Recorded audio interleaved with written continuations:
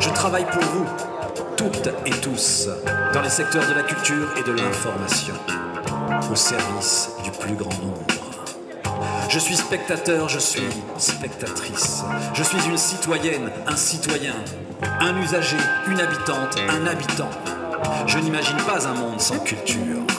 Le premier point qu'on demande, c'est d'abord de veiller dans les plans financiers qui ont été développés, d'être extrêmement vigilant à ce que cet argent ne serve pas qu'aux structures qui sont déjà extrêmement bien dotées, enfin bien dotées, je mets le bien entre tout relatif bien évidemment, et que ces moyens ne soient pas au détriment des salaires et des aides à la fois d'infrastructures et financières pour les artistes eux-mêmes, parce que ces institutions, elles sont très très belles pour certaines d'entre elles, mais s'il n'y a pas d'artistes dedans, ce sont des coquilles vides. Le but, c'est que voilà.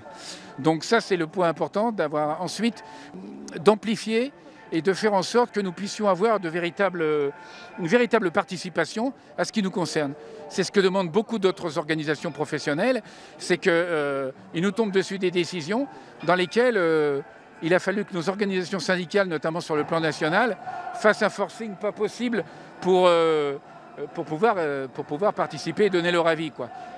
Or, les gens qui sont le plus à même, c'est effectivement les gens qui sont dans le milieu pour dire. Alors, on sait bien que chacun va défendre son bout de gras, bien évidemment, mais on n'est pas des gens, comment dirais-je, irresponsables.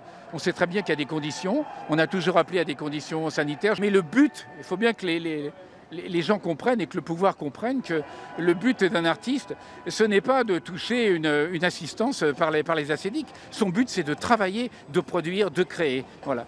Alors ça passe après par des choses un peu plus précises et j'ai envie de dire concrètes, comme l'ouverture des salles de répétition et voilà. Et des choses toutes bêtes, hein, comme l'autorisation de déplacement pour des artistes qui vont répéter même s'ils n'ont pas un contrat de travail. Voilà.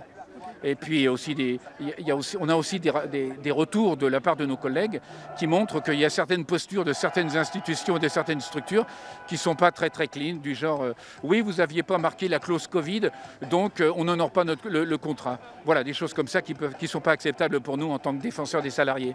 Réduire le temps de travail pour travailler tous et toutes et avoir plus de temps de loisirs quand même. C'est quand même, moi, personnellement, c'est ça qui me fait